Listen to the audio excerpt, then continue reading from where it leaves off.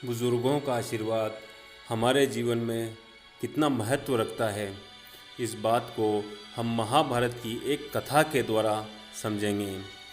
कथा शुरू होने से पहले अगर अभी तक आपने हमारा चैनल सब्सक्राइब नहीं किया है तो चैनल को सब्सक्राइब कर लीजिए और बेल आइकन को प्रेस कर लीजिए, जिससे कि आने वाले सारे वीडियोस आप तक आसानी से पहुंच सकें।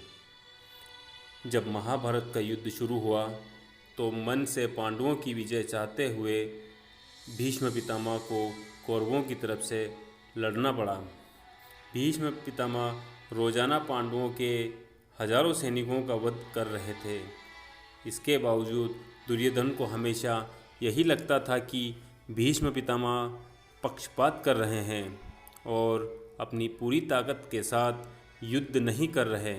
दुर्योधन ने आरोप लगाए कि जब तक भीष्म पितामह का प्रेम पांडवों के लिए बना रहेगा तब तक कौरव युद्ध नहीं जीत सकते।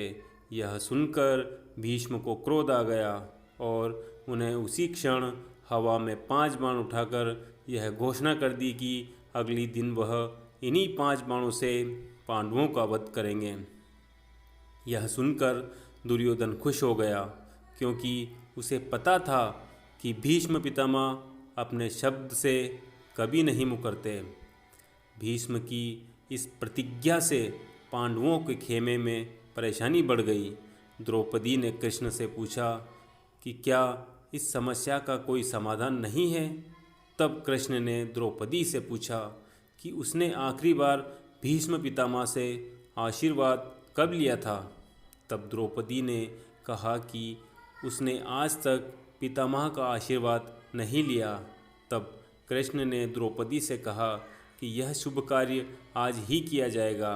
तब कृष्ण के कहने पर द्रौपदी ने लंबा घूंघट किया और कृष्ण के साथ भीष्म के शिविर की तरफ चल पड़ी।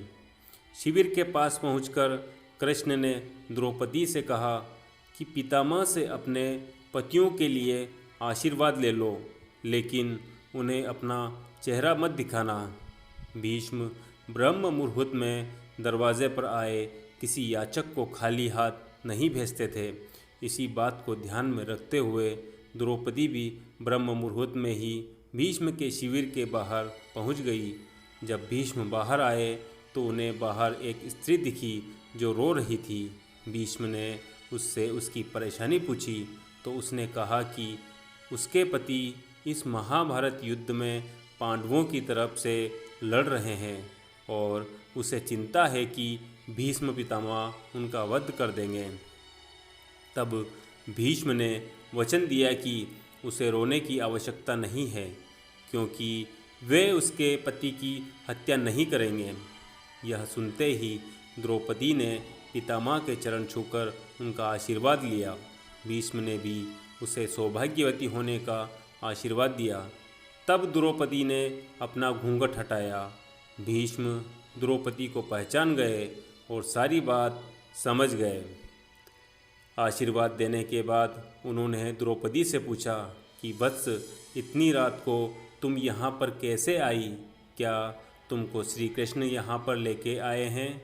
द्रौपदी ने कहा हाँ। तब भीष्म ने कहा कि मेरे एक वचन को दूसरे से काटने का काम श्री कृष्ण ही कर सकते हैं। इतना कहकर वो शिविर से बाहर आए और श्री कृष्ण के गले लग गए। इसके बाद श्री कृष्ण ने द्रौपदी से कहा कि एक बार पितामह को प्रणाम करने से तुम्हारे 5 पतियों को जीवन दान मिल गया।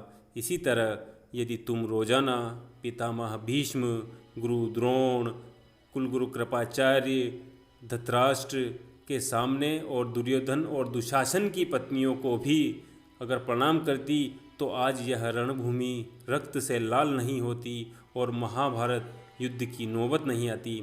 इस कहानी का सार यह है कि बड़े बुजुर्गों को सम्मान देने और उनका आशीर्वाद लेने से बड़े कष्टों का हरण हो जाता है। इसलिए अपने वरिष्ठों की कभी अवहेलना नहीं करनी चाहिए और उनको हमेशा मान सम्मान देना चाहिए।